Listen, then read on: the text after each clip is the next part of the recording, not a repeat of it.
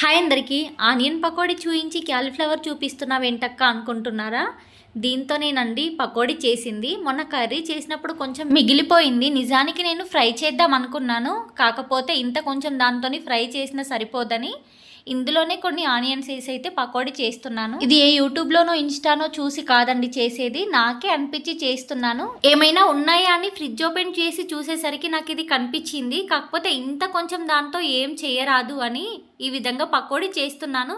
ఎలాగూ చలికి మనకు కూడా సాయంత్రం ఏదో ఒకటి తినాలి అనిపిస్తుంది కదా, అందులో ఇంకా పకోడీ కానీ బజ్జీ కానీ చేసుకున్నామంటే ఇష్టంగా తినచ్చు. బయట అయితే ఆయిల్ చూస్తేనే మనకు భయం వేస్తుంది. ఈ విధంగా ఇంట్లోనే చేసుకొని తిన్నదే బెటర్ అండి. మీకు నాలాగే కొత్త కొత్త ప్రయోగాలు చేయడం ఇష్టమా? కామెంట్ చేయండి. అదంతా సరే కానీ అక్క పకోడీ ఎలా ఉంది అనుకుంటున్నారేమో. నిజంగా బయట తిన్న టేస్టే వచ్చింది. బయట తింటే ఆనియన్ పకోడీ ఎలా ఉంటుందో అదే విధంగా ఉంది. మీరు కూడా ఒకసారి ట్రై చేయండి. వీడియో నచ్చితే ఒక లైక్